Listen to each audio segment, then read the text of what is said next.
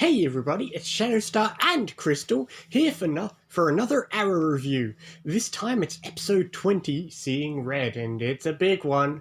But it's all about Roy. I was going to say Moira, but you're right, before we get into the Moira stuff, we'll get into the Roy stuff, because this plot basically is either Roy or Moira, and that's about it. But we'll start with the Roy stuff, which is... It's mostly them arguing whether he's too far gone. I think one of them put it like that. Well, that's what Sarah said, but yeah, last episode, Roy had the stuff with Mirakuru, and I guess that intensified it all in his system, because now he's not Roy at all. He's not conscious. He's not doing anything. Yeah, he's going crazy. Yeah, and then basically Roy goes around on a rampage. But we got some insight into his mind, because I found it interesting when he saw Thea, and she wasn't there.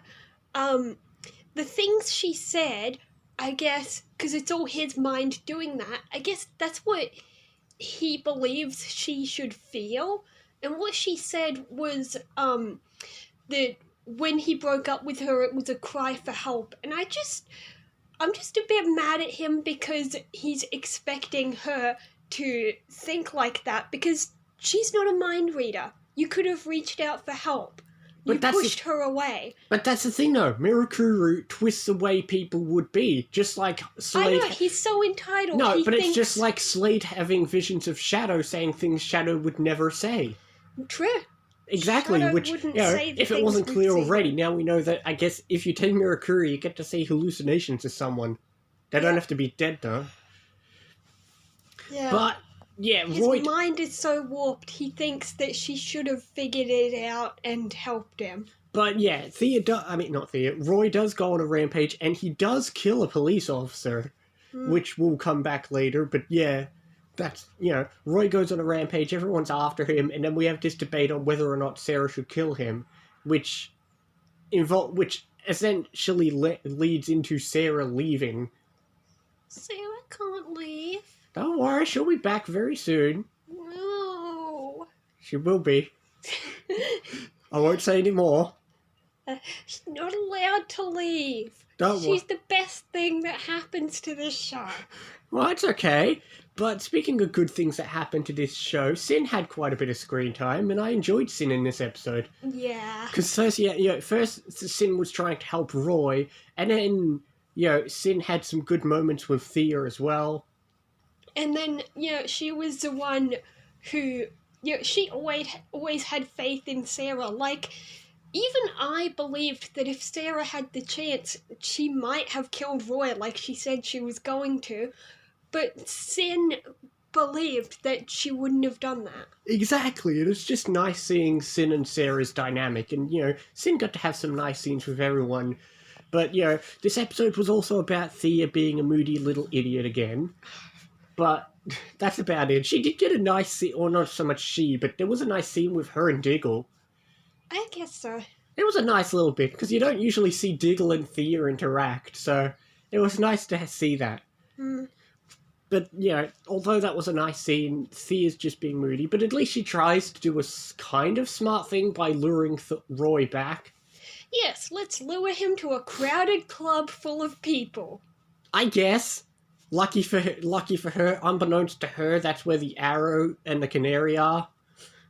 Yeah, but she didn't know that. I know, so I don't know what her plan was. If Sarah... I guess it was just get him to come to me and I'll talk him out of it. But clearly he was about to kill her if Sarah and Oliver weren't there, so nice going, She would have gotten herself killed. And then what would Slade do? Just kill Moira anyway. Bro, we'll get to that. Before we get into the big stuff, let's talk about the flashback, which, once again, is a flashback not focused on Oliver on the island. I found it quite interesting at first viewing, because as you know, I watched things out of order. Yeah. I knew that the kid becomes relevant, and I was so surprised to see that it was brought up back now. I love how far in advance things are planned, because it's brought up here, and then that's it. We don't speak about it for a very long time. Yeah, It's unbelievable. It's almost, yeah. But that is the... but she does mention that she is going to Central City specifically, so that might lead fans to think, are we going to see this kid as a character in The Flash? Well, technically his first appearance is on The Flash. Yeah. But we'll not worry about that. Let's not get ahead of ourselves as much as I want to. But like I said, I do have to applaud the fact of how far in advance they planned things. Or at Yeah. least I think they planned it, or it's just good working it out. But either way, that's the only takeaway. I suppose, of course, this episode is all about Moira, which is why the flashbacks are focused on her. Yeah, yeah. And from Oliver's point of view, if we have the interpretation that the flashbacks are what he's thinking about, he would be thinking about that because during those times he was really close with Moira. She made everything better and she helped him through stuff like that. Exactly, it's just... Even though he doesn't completely know how much she helped him. Exactly. It always shows that how much Moira is willing to do, which pays off in the end. But, we do get some other stuff with Moira, which, it turns out Moira for quite a while has already known who Oliver is. Yeah. We don't know exactly how long. She says sometime near the end of season 1. But I suppose, well, that's not her words. That'd be weird. Yeah, just put it as, like, season as in weather and say, oh, since last season. No, that's not accurate. True. But yeah, Moira has always known, and, we do, it's straight away, we already get a nice scene of her covering for him. Not that it lasts for long, but that the fact that this is a Moira-focused flashback and there's all those good scenes should have tipped people off, but we'll see. But Yeah. I suppose, yeah. I do find it interesting that she figured it out on her own, despite the fact that the arrow attacked Oliver. Yeah, I know, so I wonder who she thinks that was. Oh well. But that's the thing. Up until the ending, most of this episode wasn't that huge. The Roy stuff was kind of here and there, and honestly, we're back where we started. He's still unconscious on the table, which is where we started. So not much has changed other than Sarah's pissed off for a couple of episodes. That's about it. But, up until the end of the episode, nothing was too huge. We got some Roy stuff, we got some Moira stuff, a little bit of conflict, but it's the ending which, of course, is going to leave everyone hanging. Obviously, the ending is Moira dying. But it's not just Moira dying. Slade decides to try and do the same choice that happened with Shadow and Sarah. Mm. But this time, as opposed to Oliver getting to have a choice, Moira took that choice from him and tried to convince Slade to kill her, and he did. He just threw away the guns and he's like, oh, sword from nowhere. I like that moment because I suppose for a split second you're supposed to believe that he's not. Because, he has that line about, oh, you've got courage, and he puts the gun away, but then he turns around anyway. That line just reminds me of, I know we haven't seen it yet, but your mother was brave, your father was foolish. Okay. Which are you? Alright, we'll get to that in a very long time. At least I didn't spoil by saying who said the line. I just quoted a line. Yeah, alright, we'll get to that line. But you know what, I kind of like that parallel. I like it because actually thinking about that line, even though we're jumping ahead, it's a villain killing someone who they know they have to kill, but they have respect because really they hold no grudge against the person they're killing. It's for somebody else. Yeah. It's quite similar, but Yeah. we'll get to that in a while from now. But all in all, it's difficult. I can't think of much to say. Mm. The episode, up until that ending, the episode wasn't huge. We do know that Moira was going to tell them something about Malcolm. We won't say what, but don't worry, it'll happen soon anyway.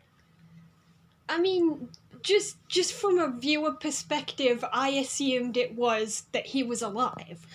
That's the thing is, I think that's what it is. I mean, to be fair, we never know what she wanted to say, but that's what we can assume anyway. Mm. They'll find out eventually, which I can't wait for. But yeah, I mean, don't get me wrong, the ending was, I don't know, I can't use the word exciting because that sounds like it's a good thing. I'm not happy Moira died because, you know what, she was an enjoyable character. She's not a favourite or anything, but she's never a character you don't hate. She's never a character you hate or anything. Not exciting, but suspenseful?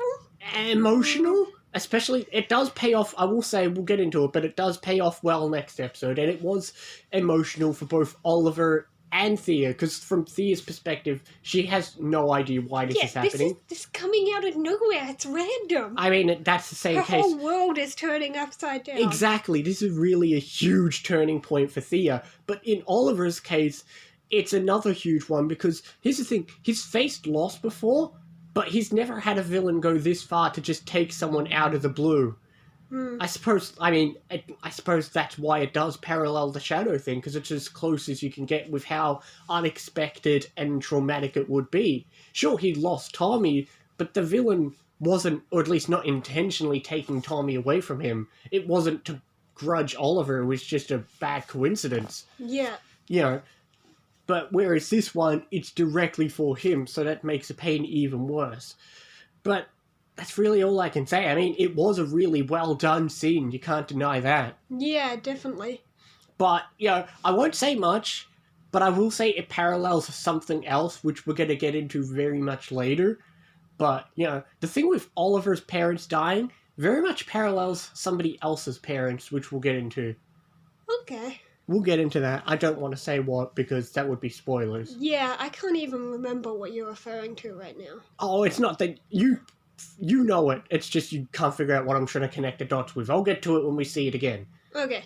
But all in all, it's tricky what to rate this, because up until the ending, Yeah, the ending was big, but... the rest of the episode isn't as good as people think. People get excited because of the ending, and I can't blame them for that. The ending was interesting or exciting or whatever you want to call it. 7.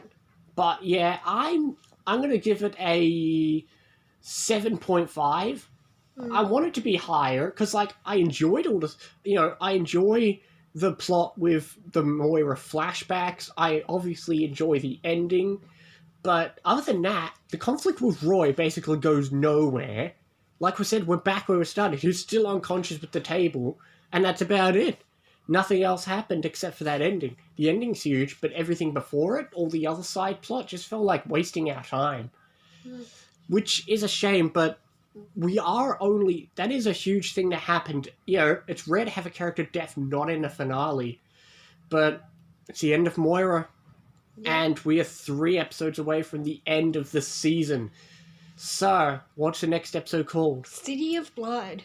I can't really think of what the title's referring to. I mean, there's going to be a huge thing happening, and Sebastian Blood. I suppose it could refer to... I mean, that makes sense. His candidate's gone. It's the City of Blood now. He's the winner. Yeah. I guess that's how it works. Is that really how it works? If there's 2 candidates and then one just dies, automatic win? No. I mean, how topical, but we'll save that for another day.